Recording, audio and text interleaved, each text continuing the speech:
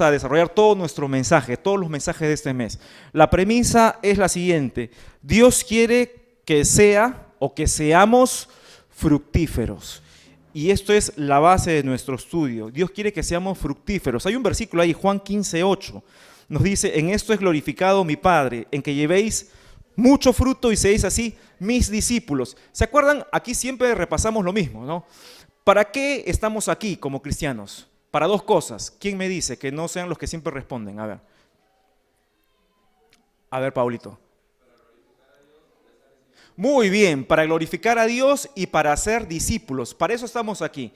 Y este versículo, Juan 15:8, nos dice que ¿cómo glorificamos a Dios? Llevando mucho fruto, llevando mucho fruto. Entonces Dios quiere que seamos fructíferos porque así le glorificamos. Ojo, de aquí desprendemos, haciendo una inferencia, un principio fundamental para nosotros, algo para recordar, nota mental, ¿ya?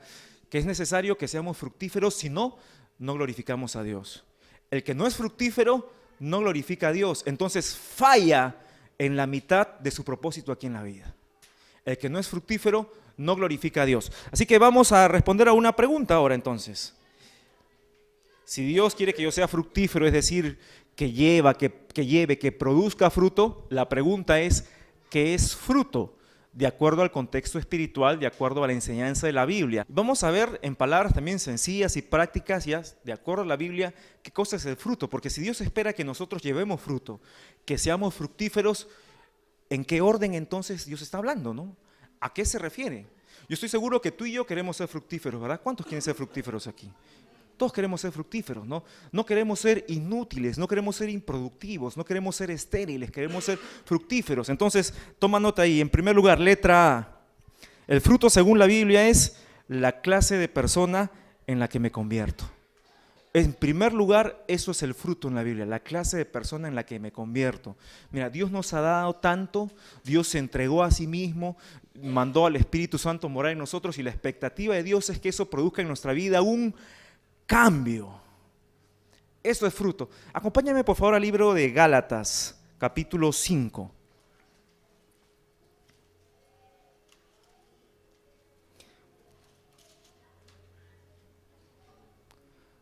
Esto que estamos predicando, todo esto ya lo sabes seguramente. Como te digo, aquí en Raíces y Alas, todos los domingos predicamos lo mismo, ¿no? No sé por qué siguen viniendo. Grábenlo nomás y ya en su casa lo escuchan todas las semanas. Lo que vas a escuchar hoy y las siguientes semanas, lo que ya estás escuchando, seguramente lo has escuchado antes. No digas está repetido, di de repente no lo he aprendido. Entonces vamos a la letra A, como te dije. Fruto es el tipo de persona, la clase de la persona en la que me convierto. Dice Gálatas 5, 22 y 23. Mas el fruto del Espíritu es, ahí me detengo. Lo que nos dice aquí la Biblia es el carácter que debe haber en nuestra vida como resultado de que somos hijos de Dios. Eso es el fruto del Espíritu. No son frutos, es un solo fruto, un solo carácter, un solo paquete. Y lo que voy a leer a continuación, lo que la Biblia nos dice a continuación es una lista de características, puede decirle virtudes, lo que sea, que deben estar en la vida de todos aquellos que hemos conocido al Señor, que hemos experimentado la salvación a través de Jesucristo, que hemos empezado, como hemos visto en mensajes anteriores, esa relación de padre a hijo. Dice, mas el fruto del Espíritu es, lee conmigo por favor congregación, lean conmigo, empezamos lento. Primero, amor, luego gozo, después paz, luego paciencia, luego benignidad, luego bondad, luego fe, luego mansedumbre, luego templanza. Y dice después, y contra tales cosas no hay ley, ¿no? Pero el fruto del Espíritu entonces tiene 9 características, quizás más, ¿no? Porque alrededor del Nuevo Testamento encontramos una serie de características que no se mencionan aquí también. El apóstol Pedro nos menciona, añade a la fe virtud y a la virtud y diferentes cosas, ¿no? Pero aquí particularmente el apóstol Pablo nos dice, estas cosas deben ser el tipo de persona en la que tú te conviertes. Una persona que tiene amor, una persona que tiene gozo, tiene paz, tiene paciencia, benignidad. Miren, todas estas cosas son un reto para nosotros. Seamos honestos. Sobre el amor, por mencionarlo nomás. Jesús en Mateo capítulo 5, en los últimos versículos, lanza un desafío tremendo de amor, ¿no? Él explica lo que es el amor. Dice, qué sencillo es amar a los que te tratan bien. Qué sencillo es amar a los que te aman. Qué sencillo es amar a los amables, es decir, aquellos a los cuales es sencillo amar, ¿no? Qué sencillo es amar a aquellos que son de tu círculo íntimo. Qué sencillo es amar a aquellos que te dicen amén a todo, que se parecen a ti. Pero dice, amen a sus enemigos. Jesús dice, pero yo os digo, amen a sus enemigos, bendigan a los que los maldicen. Eso es el verdadero amor. Y un elemento esencial del amor es algo que es tan ajeno a nosotros, el perdón. Y cuando empezamos a pensar que Dios espera como fruto de nuestras vidas un tipo de persona especial en la que debemos convertirnos, cuando empezamos por amor, tenemos que inmediatamente pensar en perdón. De todas maneras, en perdón. Así que ahí yo te invito ahí a pensar alguna cosa que no has perdonado. No, yo soy una persona que perdona a todo el mundo. Me dicen algo y no hago caso. Yo no soy rencoroso, no soy rencorosa. Yo estoy lleno de amor, ¿no? Yo ando deshojando margaritas por todas partes. Y no necesariamente eso es el amor que nos enseña la Biblia. Perdonar no es sencillo para nadie. Aquel que dice yo siempre perdono está mintiendo, no ha entendido lo que es el perdón. Una cosa que un tiempo atrás entendí sobre el perdón es que el perdón no cambia el pasado. Cuando alguien te hiere y te dolió mucho y le perdonas como el Señor te pide, como Él te perdona a ti, le perdonas, no cambia que te duele cuando te acuerdas que te hizo o te hicieron tal cosa. Y quizás allí trastabillamos todo, ¿no?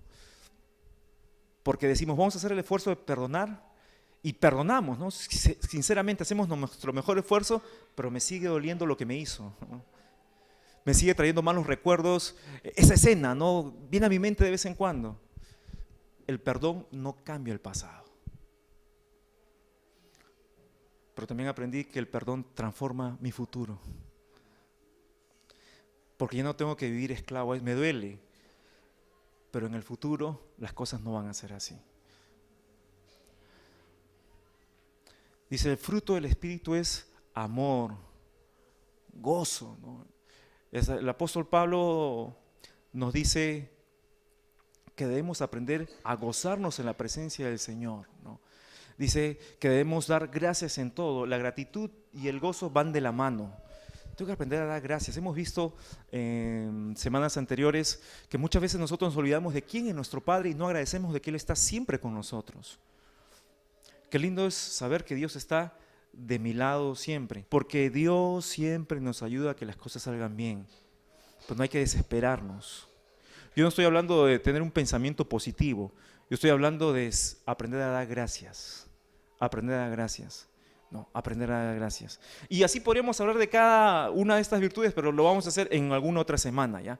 Pero recuerda, fruto entonces en primer lugar es el tipo, la clase de persona en la que me convierto. ¿Hace cuánto que le entregaste tu vida al Señor? Piensa ahorita. ¿Hace cuánto que le entregaste a tu vida al Señor?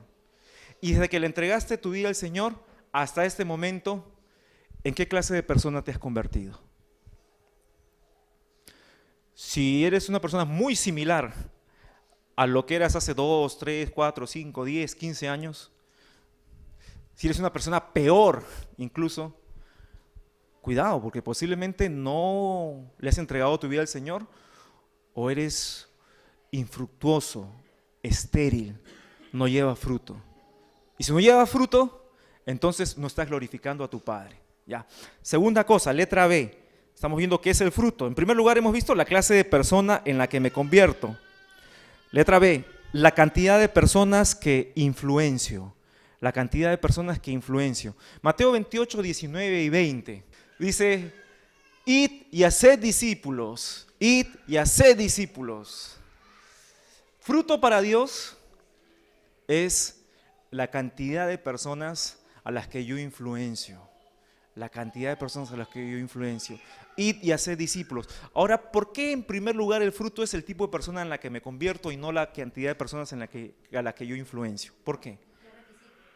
Porque ¿cómo voy a influenciar con la palabra de Dios si yo no soy una persona que practica la palabra de Dios? Claro que Dios puede hacer que predique cualquier cosa, ¿no? Realmente. ¿Te acuerdas cuando Jesús entró triunfalmente a Jerusalén y los fariseos, ¿no? Los sacerdotes decían, cállense, no le den vivas a este hombre, a este barbón que no viene de parte de Dios? Jesús, ¿qué dijo? Si ustedes hacen que ellos se callen, aún las piedras van a hablar, porque Dios puede levantar hasta piedras para hablar, eso es cierto. Pero tenemos que nosotros convertirnos en el tipo de persona que respalde ese tipo de mensaje, que podamos influenciar a diferentes tipos de personas. Vamos a Romanos 1:13, por favor. Para aclararlo un poco más, Pablo nos habla del fruto en cuanto a esto, a influenciar a otros, a llevar la palabra de Dios a otros, a ser discípulos. Dice, pero no quiero, hermanos, que ignoréis que muchas veces me he propuesto ir a vosotros, pero hasta ahora he sido estorbado para tener también entre vosotros, ¿qué dice allí? Algún fruto como entre los demás gentiles. Mira la idea de Pablo. Pablo entendió esto.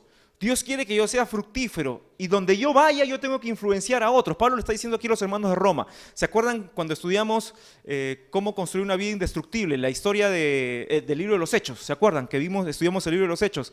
Vimos cómo Pablo deseaba ir a Roma hasta que fue a Roma. ¿Cómo fue Pablo a Roma? Preso. No soñó ir preso a Roma, pero llegó a Roma preso, ¿no? Él soñó ir de otra forma, ¿no? De repente a una gran conferencia, invitado, pero fue preso. Pero aquí Pablo, antes de ir a Roma preso, escribe esta epístola, ¿no? Y dice, ¿cuántas veces he querido, pero no he podido? ¿Para qué? Para llevar fruto también. Si tú quieres ser fructífero, tienes que convertirte en esa clase de persona que Dios espera, mostrando esas virtudes que Dios espera en tu vida. Pero a la misma vez, tú tienes que tener la capacidad de influenciar a otros por el tipo de persona que eres, con un mensaje refrendado por tu vida. Ahora te pregunto, ¿a cuántas personas has influenciado con el tipo de persona que eres?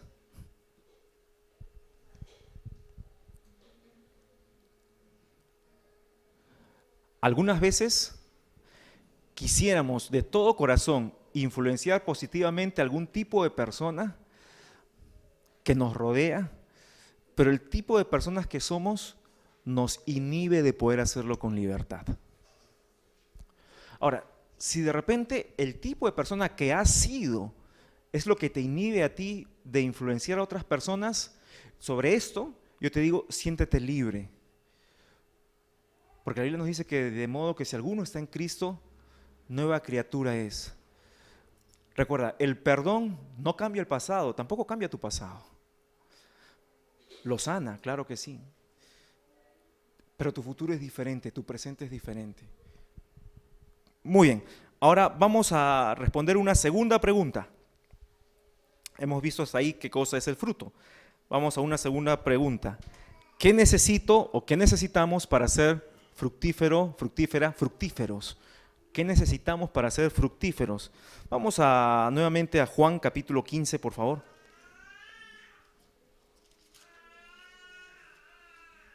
Vamos al versículo 1.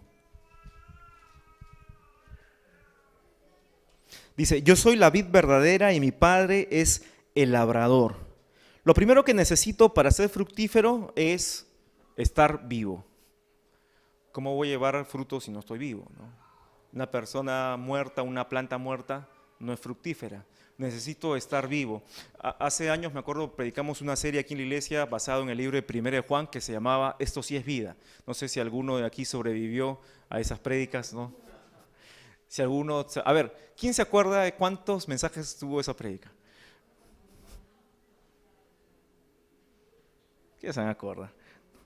Bueno, lo que espero es que haya transformado su vida en algún sentido, ¿no? Ahora me dan otra vez. Estar vivo. En esta serie de mensajes, Esto sí que es vida, explicamos la diferencia entre vivir y existir. ¿Quién me explica esa diferencia? Le hemos explicado muchas veces aquí en la iglesia. Hágame sentir pues que no hablo por gusto.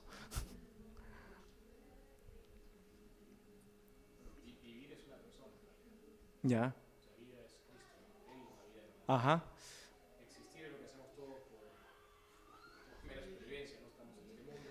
Exactamente. Gracias, Fede. Vivir es tener a Cristo, porque Él es la vida. Él es la vida. ¿Recuerdan? Él dijo, Juan 14:6, yo soy el camino, la verdad y la vida. Él es la vida. Vivir es tener a Cristo en el corazón. Es tratar de ser semejante a Él.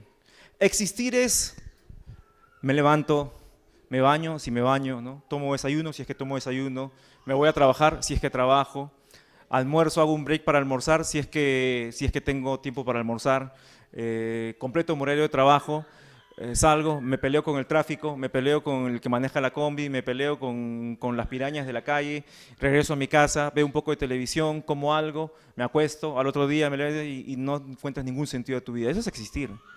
Vamos, qué triste es vivir así, ¿no? Pero vivir es saber que el Señor está conmigo y mi vida está llena de pasión y de emoción todos los días porque Él está conmigo. Eso es vivir. Y el primer requisito, la primera condición para que yo sea fructífero es estar vivo, es haberme acercado al Señor. Y en esto quiero desarrollar 2 puntos, ¿ya? Según este versículo, vamos a leerlo otra vez. Yo soy la vid verdadera y mi Padre es el labrador. Entonces, estar vivo consiste en 2 cosas. En primer lugar, en tener la conexión correcta. Mucho se habla en el mundo de negocios de tener contactos, o en cualquier profesión, ¿no? Si tú tienes los contactos adecuados, tú puedes llegar a tener éxito profesional, laboral, financiero, en negocios, en lo que sea. ¿Es correcto o no es correcto? ¿Sí? ¿Es cierto o no es cierto? Claro, tú puedes ser un tremendo profesional y el otro puede ser un mediocre, pero él conoce a todo el mundo. Y como conoce a todo el mundo, tiene los contratos, tiene los trabajos, y el que es 10 veces superior no conoce a nadie, entonces se fregó porque le faltan contactos. Y es así que en los últimos años la tendencia de todo el mundo es tratar de meterse a ciertos círculos donde va a hacer contactos, básicamente, ¿no? Uno se mete a diferentes lugares para hacer contactos. Y ese es el pensamiento, tengo que hacer contactos. Uy, ¿él quién es? Y a veces ya llega a ser hasta desagradable, ¿no? ¿Él quién es? Ah, él es dueño de toda la empresa. Ah, entonces yo tengo que ser su amigo. ¿Y ella quién es? No, ella no sé quién es, no sé ni cómo se llama. Ah, no, ella yo la borro, no quiero ser su amigo. ¿No? ¿Ella quién es? Ah, no, que ella ha recibido tales propiedades. Ah, yo quiero ser su amigo. ¿Y ella quién es? No sé, la verdad, ella creo que es su amiga. Ah, no, yo no quiero saber nada de ella. Y mucha gente se mueve así, ¿no? Qué pena, yo he escuchado cristianos que se mueven así, ¿no? Con él gano, con ella no gano, entonces no quiero saber nada de ella. Eso es triste, ¿no? Bueno, Dios juzgará a esas personas, ¿no? Porque las personas no valen por eso. Pero en el mundo de hacer contactos, ya, en el concepto de vivir teniendo contactos, de haciendo contactos, a veces nos olvidamos que esos contactos pueden abrir puertas y simplemente son porteros. Pero qué lindo es saber que yo puedo tener como contacto, estar conectado, tener la conexión adecuada con aquel que no es ningún portero, sino que él tiene las llaves de todas partes, el Señor. Y a veces por buscar contactos perdemos la relación con el dueño de las llaves. ¿Cómo voy a llevar fruto si vivo tratando de agradar a todos los contactos y conexiones que tengo aquí? Y me olvido de la conexión principal. Muchos de nosotros, de verdad, muchos de nosotros nos equivocamos y equivocamos en priorizar el contacto equivocado. Él es mi principal contacto. ¿Cuántas posibilidades tenía David de llegar a ser rey? Piensa. ¿Qué contactos tenía David para llegar a ser rey? Él venía de una familia donde no había ningún contacto. Encima a él lo mandaron totalmente fuera de contacto, ¿no? Lo mandaron a cuidar unas ovejas solito. No tenía contacto ni con su papá ni con sus hermanos. El hombre vivía solito ahí con su arpita, cantando, contando sus ovejitas y de vez en cuando matando un león y un oso, ¿no? El tipo era un campeón. El tipo era extraordinario, era un músico extraordinario, con una capacidad increíble. No tenía los contactos, ¿no? El tipo era un valiente como ninguno en el pueblo de Israel, pero no tenía los contactos. El tipo tenía el carácter, el corazón, Dios lo dice, un hombre conforme a mi corazón para llegar a ser rey. Él te da la talla para rey, pero no tenía ningún contacto que lo ponga en la corte, que siquiera le dé una entrevista con algún partido político, ¿no? Para que lo postule. No tenía ningún contacto. ¿Y cómo llegó a ser rey? Exactamente. Porque él estaba con el dueño de las llaves, no con los porteros. Ojo, no te digo no tengas contactos, ten buenos contactos. Y esos contactos que tú tienes, si tu red de contactos en algún momento le sirve a Dios, tremendo. Pero lo que te digo es, por tu red de contactos no sacrifiques al dueño de las llaves. Y no creas nunca que depende de tus contactos el alcanzar tal o cual cosa. Nuevamente te digo, no estoy diciendo, no, que el pastor me está diciendo que me vuelvo un paria. No. Tengo una gran red de contactos, ¿no? Llena tu Facebook de 20, 30, 40 millones de personas, ¿no? Que te siguen. Perfecto. Pero recuerda que de tus contactos, en realidad, no depende conseguir lo que Dios tiene para ti. Depende de Dios. Depende de Dios. No nos equivoquemos. Para ser fructífero necesitas tener contactos, por supuesto, sino a quién influencias.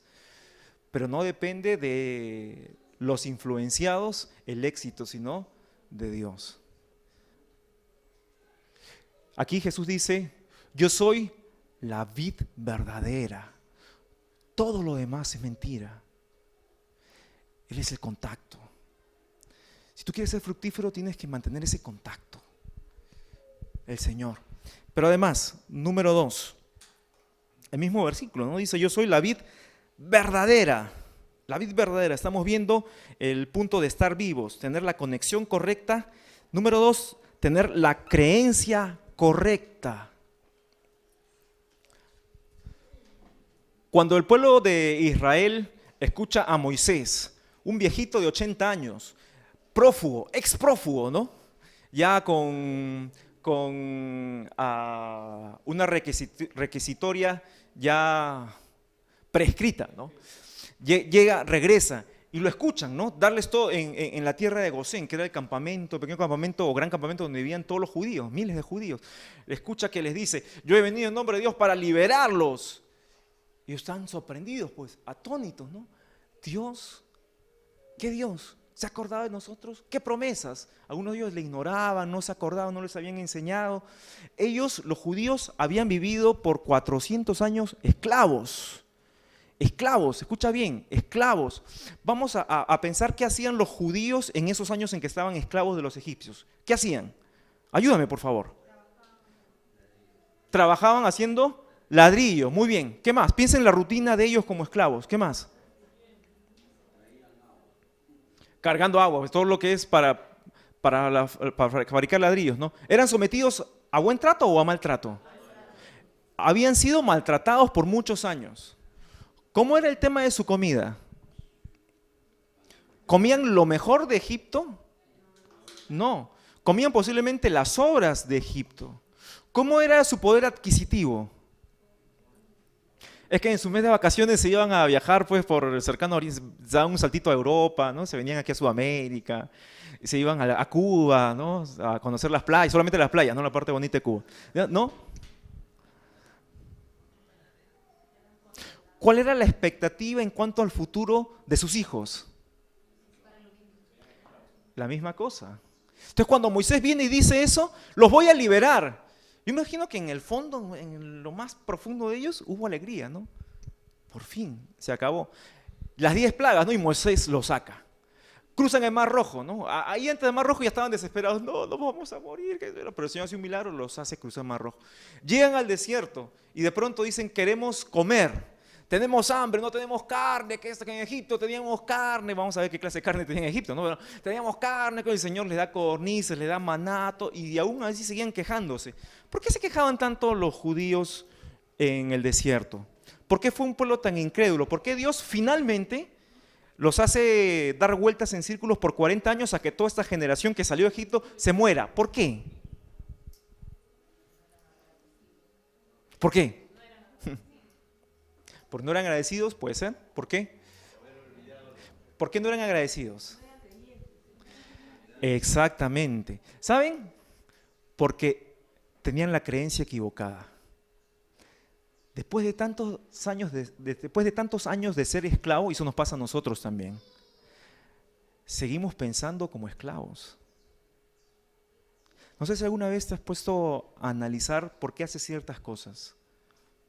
Después de tantos años de vivir de espaldas al Señor, seguimos actuando de esa forma porque se nos hizo costumbre.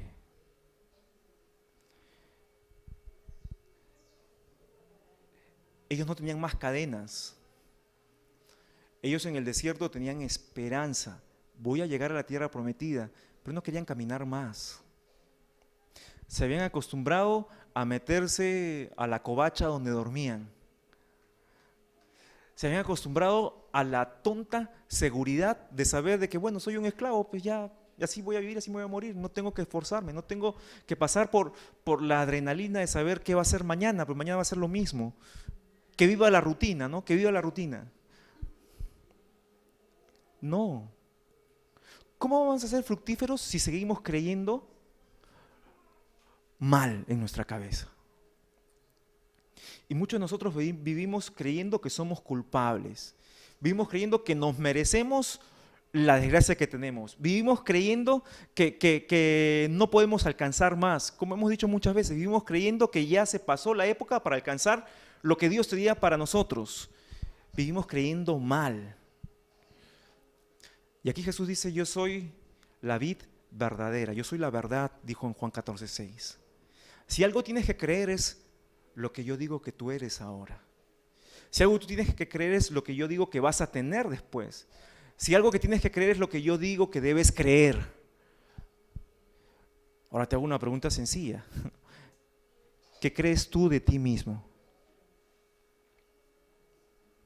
Ay, es que yo soy bien corchito, bien corchita, no voy a poder aprender esto. Escuchaba a jovencitos, jovencitas diciendo eso, ¿eh? Cuando veo a los jovencitos pues de 15, 16, 17, yo envidio la energía cinética que tienen, ¿eh? La envidio de verdad. No su actitud, ¿no? Porque ahora tienen una actitud pues, de miércoles, ¿no? De da cólera, ¿no? Ver a los chicos. Pero yo envidio la energía cinética que tienen, de verdad. La energía potencial que tienen. La envidio, de verdad. Envidia santa, por supuesto, ¿no? Envidia santa. Sí hay, ¿no? La envidio de verdad. Y corríjanme los que somos padres de chicos que tienen menos de 20 años, ¿ya? Y voy a preguntar y quiero que levanten su mano los que tenemos hijos menores de 20 años.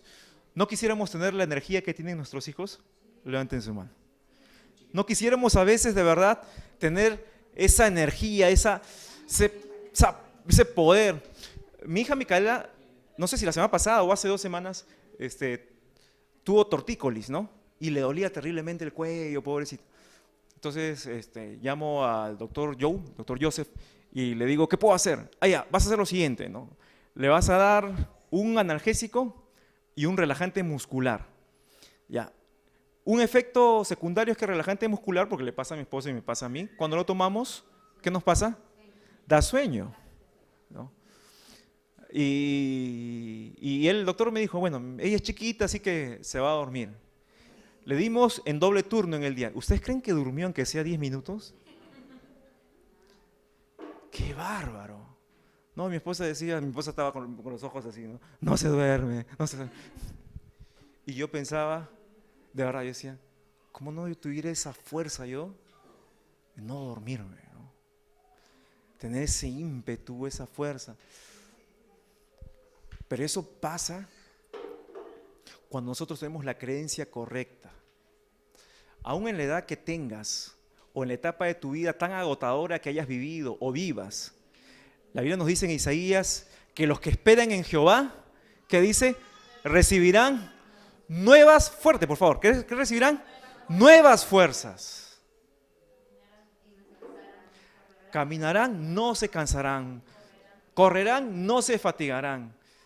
Nuevas fuerzas. Cierra tus ojos por favor, ¿dónde estás?